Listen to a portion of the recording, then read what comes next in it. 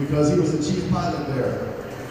And some of you may know that Eleanor Roosevelt came out to the, not like in the movie, but she flew with Chief Anderson. She didn't fly with a cadet, because the cadet program hadn't started yet.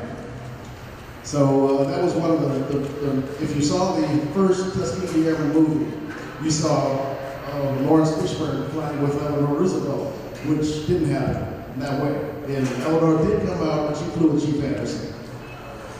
And if you see a picture of Chief Anderson with Eleanor Roosevelt sitting in the airplane, there's another picture of a gentleman that's standing next to the airplane. Most of the time they cut him out.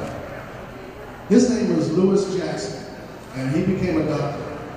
Another person you can look up on the internet, but what he did was he flew in Indiana. He was a licensed pilot in Indiana. And he took my mother up for her first airplane ride, because my mother and father were from Indiana. And he became the director of flight training in Tuskegee. So he had a pretty good history himself.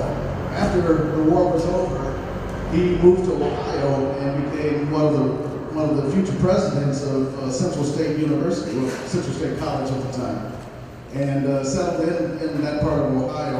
And interestingly enough, I grew up about 5 miles away from Central State, and I didn't even know him. And I wish I had, because I met his daughter, who lives here in San Francisco. I just met her 2 years ago. It's, anyway, the cadet training started in 1941, before the war started. Eleanor Roosevelt had been out, and she told her husband that these guys can fly airplanes, just like anybody else. So she got President Roosevelt going on it. And these guys got their training.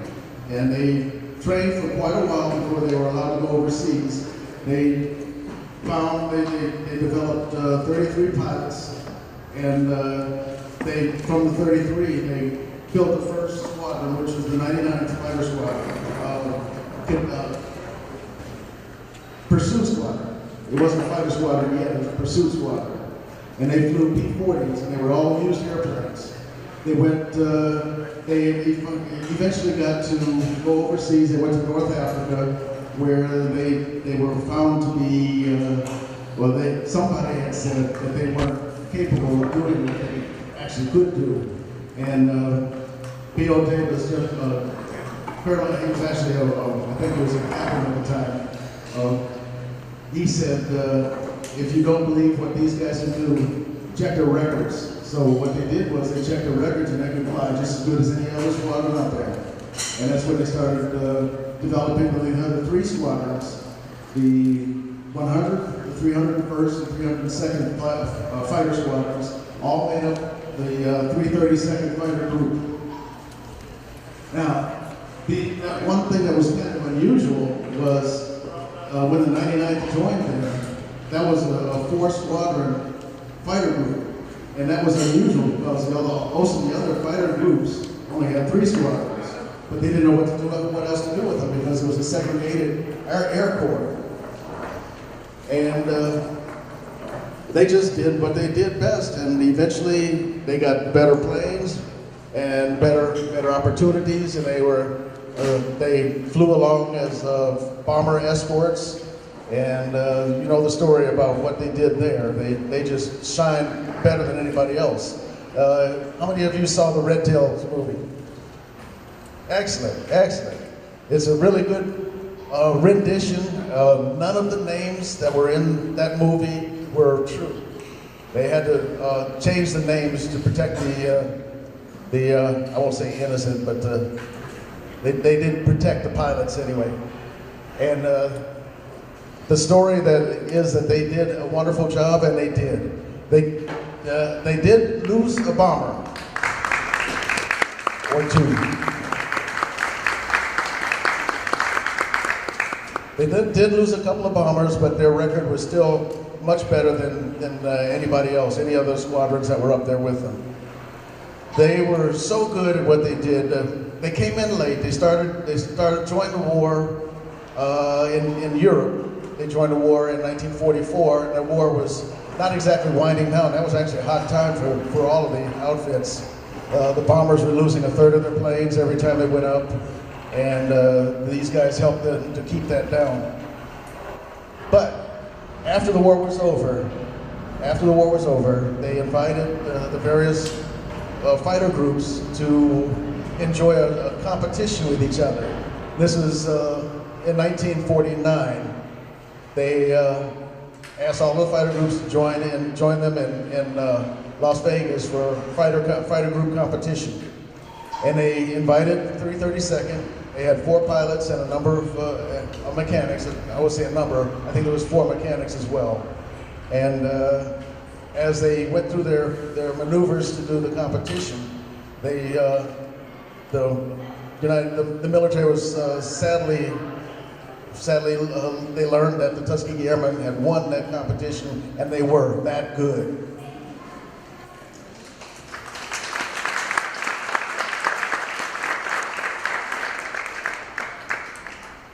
Now, as I was introduced, my dad was a Tuskegee Airman. He was not a fighter pilot. He was what they call a forward observation liaison pilot. Now, he did that for the artillery outfit. The military was segregated. They also segregated the artillery and the armies and the air different groups. If you look into the black history, there was a Navy destroyer that had a 100% black crew on there, not pilots, but officers and enlisted as well. There was the artillery. There was 2 artillery groups. One went to Europe and one went to the South Pacific. And they both had the forward observation pilots with them.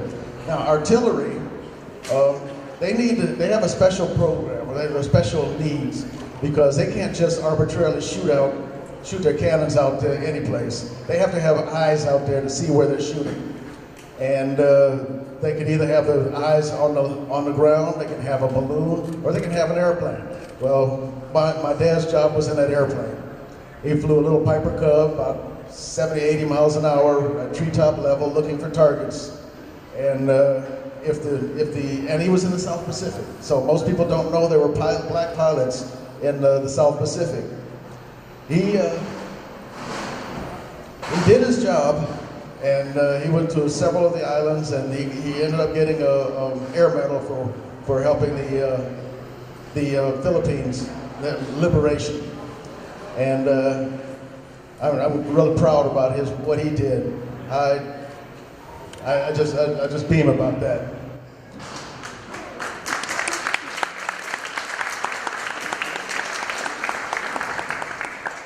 And I went into the military too. In the Vietnam era, I was going to get drafted, but I ended up joining the Navy. And I was assigned to a carrier, something like this at Midway. It's a museum like this down in San Diego. And I did a Vietnam cruise, and I stand on the shoulders of these guys because of what they did. When they did this on the ships, when the blacks that were on the ships, they were usually compartment cleaners or cooks. And when I went into the Navy, I was an electronics technician. And I knew some black pilots when I was in there too. But I'm a Vietnam veteran.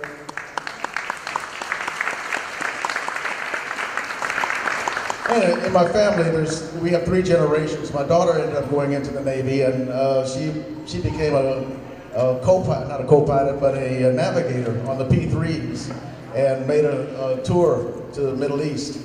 So we have 3 generations of veterans.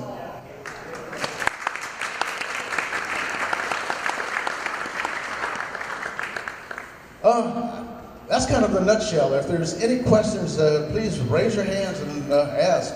Because I just dabbled with the history. Yes, sir. How many airmen came through your Tuskegee program? There were just short of 1,000 pilots that were trained at Tuskegee. I'm not, and I haven't found out whether my dad was included, because there were 51 liaison pilots that went through Tuskegee and a number of others that didn't go through Tuskegee. My dad would be included as an original Tuskegee Airman. The ones that did not go to Tuskegee are not considered. Tuskegee Airmen. Yes, sir. This question is for Sergeant Grimes. Clyde, got a question for you. Sergeant Grimes, you got your pilot's license in 1977, right? What took you so long? Yeah, that's the way life goes, right. What was the inspiration that made you decide to get it done?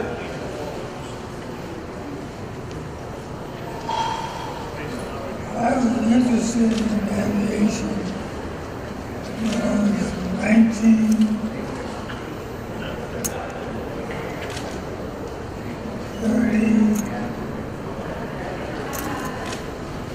1939. Wow. Earlier. And I was in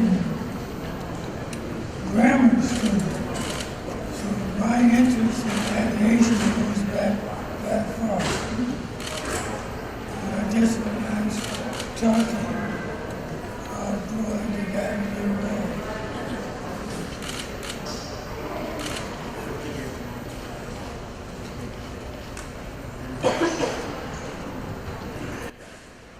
That's good enough, thank you. All right. Just to let you know, there's an organization that flies out of Hayward called the Bay Area Black Pilots Association. Hoorah! Hoorah! I'm a member of that organization. I am a pilot. I got my license 10 years ago, and in 2003. And thank you. And I joined the Bay Area Black Pilots probably over 22 years ago.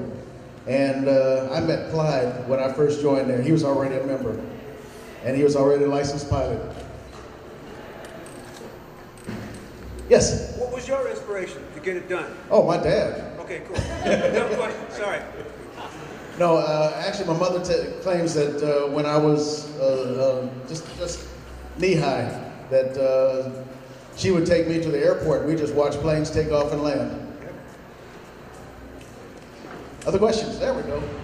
When did the training at Tuskegee end? Did it end when the Air Corps became the Air Force?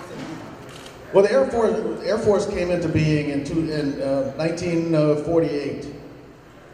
But the training there at Tuskegee, I think it continued till about 1946 or 47, well after the war was over. Yes, ma'am. With beyond now having the Red Tails movie and all this history finally coming to the forefront, when is the Tuskegee Airmen and other Black American pilots be written into our history books? That's up to the people that hold the pen for the books. Because if we write the stories, then it'll be there. Definitely. There was a gentleman that several years ago I met him. He came out with a video. I think it was 3 discs in the video. I'm trying to remember the name of it right now. But it was all about African Americans in every war that this country has had. And we've been there in every war as combatants. And if I remember that name, I'll bring it out. Yes, sir. How many Tuskegee Airmen are still alive? That I don't know. I know there's 3 here in this area. There's several others that aren't members of our organization. These 2 gentlemen are members of our chapter here in the Bay Area. Oh, as far as the chapter goes, I'm going to do a little advertising here. We have a very small chapter here in the San Francisco Bay Area, but we have 3 major cities here, and we need to grow.